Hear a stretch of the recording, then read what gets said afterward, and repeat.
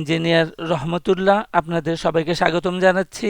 এখন আমাদের আলোচনায় থাকছে ঢাকা স্টক এক্সচেঞ্জের ব্রড ইন্ডেক্স ডিএসসি এক্স। গেল সপ্তাহে 5 কর্মদিবসের মধ্যে 3 কর্মদিবস মার্কেট পজিটিভ ছিল, 2 কর্মদিবস নেগেটিভ ছিল। মোটের উপরে 54.7 পয়েন্ট পজিটিভ ছিল এবং সপ্তাহ শেষে আমরা যেটা ট্রেন্ড অ্যানালাইসিস করলে দেখতে পাবো যে আগেরই মতো উইকলিতে আমাদের মার্কেট ডাউন আছে এখনো পর্যন্ত, ডেইলিতে এখনো পর্যন্ত আপ আছে। শুধু কেবলমাত্র আওয়ারলিতে আমাদের ছোট্ট একটা কারেকশনের মধ্যে এই সপ্তাহটা পার করলাম। এই হইল মোটামুটি একটা অবস্থান। আর গত সপ্তাহে আমরা আরো আলোচনা করেছিলাম যে আমাদের যে মূল ভিত্তিটা ছিল সেটা শক্তিশালী ছিল এবং বর্তমান যে ট্রেন্ডটা আছে এই ট্রেন্ডটা আগের ট্রেন্ডের তুলনায় অনেক দুর্বল, আপট্রেন্ড বাট দুর্বল, এবং সেই ক্ষেত্রে আমরা একটা রেজিস্ট্যান্স জোন বা সাপ্লাই জোন তৈরি করেছিলাম খুব সহজ সরল ভাবেই, যেটা 5180-তে ছিল। এখন দেখা গেল যে সপ্তাহান্তে এই জোনটা পার করতে পারে নাই এবং আমরা আরো আলোচনা করে রেখেছি যে যেহেতু বর্তমান আপট্রেন্ডটা দুর্বল, তো সেই জন্যে এই যে আমাদের কারেক্টিভ চ্যানেল যেটা আছে কালো রঙের, এই কারেক্টিভ চ্যানেলের সেন্টার লাইনটা পার করা কঠিন আছে। এই অবস্থায় আমাদের ছিল মোটামুটি ভাবে। এখন এই সপ্তাহের আমাদের যে অবজারভেশন সেটা হচ্ছে যে এই প্রথমবারের মতো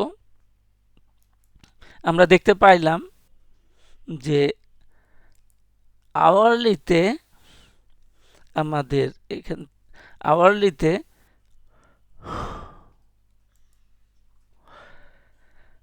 আমাদের ইন্ডেক্স বৃদ্ধি পেয়েছে, সাথে সাথে এমএসিডি বা আরএসআই অন্যান্য ইন্ডিকেটর বেড়েছে, কমেছে ইন্ডিকেটর কমেছে, আবার মার্কেট বেড়েছে ইন্ডিকেটর বেড়েছে এবং হায়ার হাই করেছে। এখানে মার্কেট 20শে জানুয়ারিতে আবার হায়ার হাই করেছে, ইন্ডিকেটরও আমাদের হায়ার হাই করেছে। এই পর্যন্ত ঠিক ছিল। এখন গত সপ্তাহে দেখা গেল যে আমরা যে ইন্ডেক্সের হায়ার হাই পেয়েছি কিন্তু এমএসসিডিতে হায়ার হাই করতে পারে নাই, ডাইভারজেন্স আছে। আবার আরএসআই টপ প্যানে আরএসআই তে ডাইভারজেন্স আছে এবং এমএসিডি হিস্টোগ্রামেও ডাইভারজেন্স আছে। তাহলে এই ডাইভারজেন্সের কারণে মার্কেট স্লো বা কারেকশনে যেতে পারে।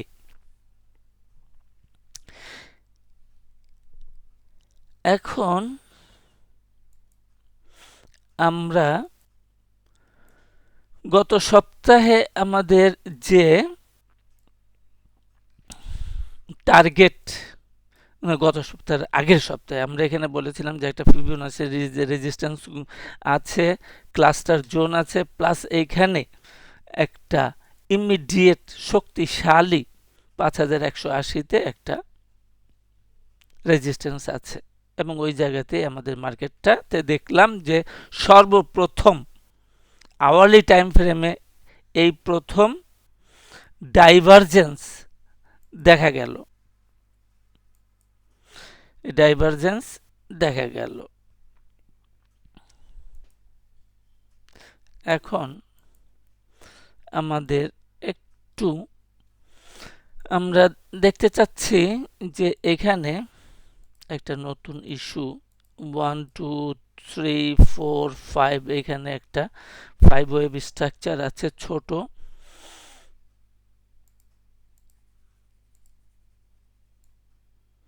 এবং তারপর থেকে এ বি সি ডি একটা কারেকশন আছে, এ বি সি। তাহলে এই কারেকশন হইতে কতটুকু সময় লেগেছিল সেটা এখন আমরা একটু দেখব। তাহলে আমাদের কারেকশনের সময়টা ছিল এইরকম। এখন এটাকে আমরা এই টাইম ফ্রেমটাকে এখানে বসিয়ে দিলে দেখা যায় যে এইখানে পার্টিকুলারলি খুব একটা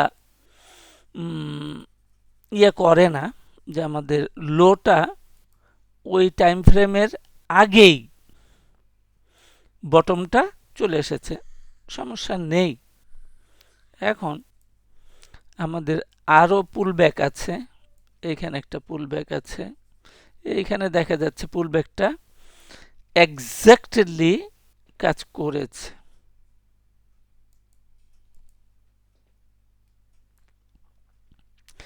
তাহলে বর্তমানেও আমাদের পুলব্যাক শুরু হয়ে গেছে, যেটা আমরা ডাইভারজেন্সের মাধ্যমে দেখতে পেলাম। তাহলে আমরা আশা প্রকাশ করছি যে এই যে স্কোয়ার ব্লকটা দেখলাম, এই ব্লকের ভিতর এটা কিন্তু শুধু টাইম, নট প্রাইস। এখানে শুধু হরিজন্টাল মুভমেন্ট আমরা দেখব, যে এই সময়ের মধ্যে আমাদের কারেকশনটা বা পুলব্যাকটা কমপ্লিট হয়ে যাবে। নট এক্স্যাক্টলি, যেমনটা আমরা এখানে দেখলাম এক্স্যাক্টলি হয়েছে, তার আগের বার আবার দেখলাম যে এক্স্যাক্টলি হয় নাই। যদি আগেই হয়ে যায়, এখানে যেমনটা দেখছি, যে এটাকে ভিন্ন কালার করে দেই, ব্লু, আচ্ছা পার্পল, এখানে আগেই হয়ে গেছে। তো আমাদের যদি এখানে আগেই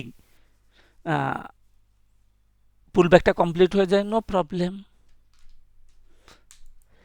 আর একটু একটু যদি বেশিও লাগে তখনও নো প্রবলেম। এখন প্রবলেম কখন হবে?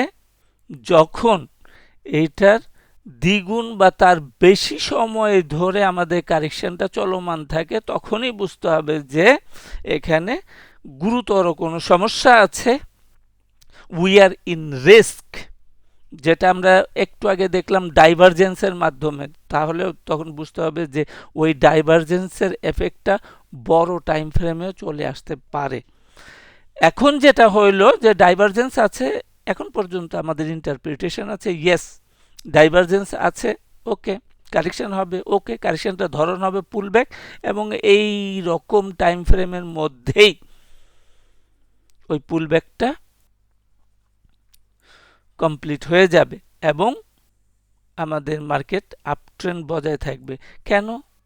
যে আমরা একটু আগে বলেছি যে আমাদের ডেইলিতে এখনো পর্যন্ত আপট্রেন্ডটা বজায় আছে। যতক্ষণ পর্যন্ত আপট্রেন্ড বজায় থাকবে ততক্ষণ পর্যন্ত আমরা বলবো যে আমাদের বর্তমান এই চলমান কারেকশনটা পুলব্যাক, একটু পুলব্যাক দিয়ে আবার উপরে চলে যাবে। এই একটা কারণ। আরেকটা কারণ হইল যে 100% ফিবোনাসি লেভেলে এ বি সি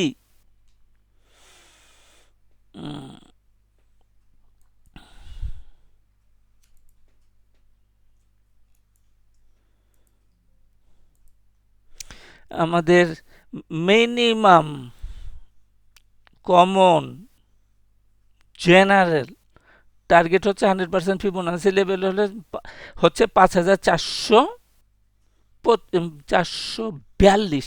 এটা এখনো পর্যন্ত আমাদের অর্জিত হয়নি। এটা হলো একেবারে জেনারেল, কমন, এর উপরে মাল্টিপ্লিকেশন হইতে পারে। তো আমাদের যেহেতু এখনো টার্গেট কমপ্লিট হয় নাই, সেই জন্য আমরা বলছি যে আমাদের এই মার্কেট আপট্রেন্ড এখনো পর্যন্ত চলমান থাকবে।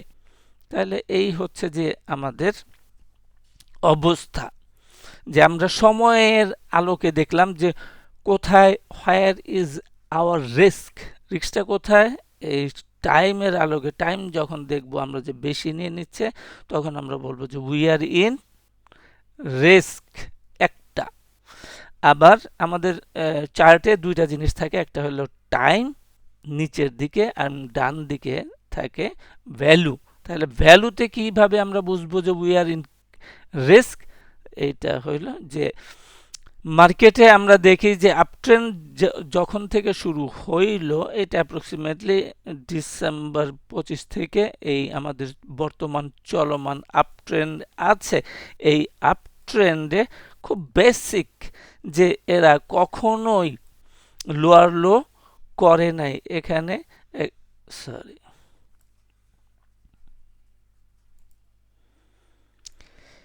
এখানে হায়ার লো আছে, এখানে হায়ার লো আছে, এখানে হায়ার লো আছে, এখানে হায়ার লো আছে, সব জায়গায় হায়ার লো আছে, কখনো লোয়ার লো হয়নি। সুতরাং আমরা আমরা উই আর ইন রিস্ক হব যখন এই জায়গাতে লোয়ার লো করবে। এটা হচ্ছে 5064 আছে, এটা হচ্ছে 5064। তাহলে ক্লোজিং বেসিসে এই 5064 নিচে ডিএসসি এক্স আসলে পরে আমরা বলবো যে we are in trouble, we are in risk. তাহলে একটা ভ্যালুর মাধ্যমে, একটা টাইমের মাধ্যমে হইল।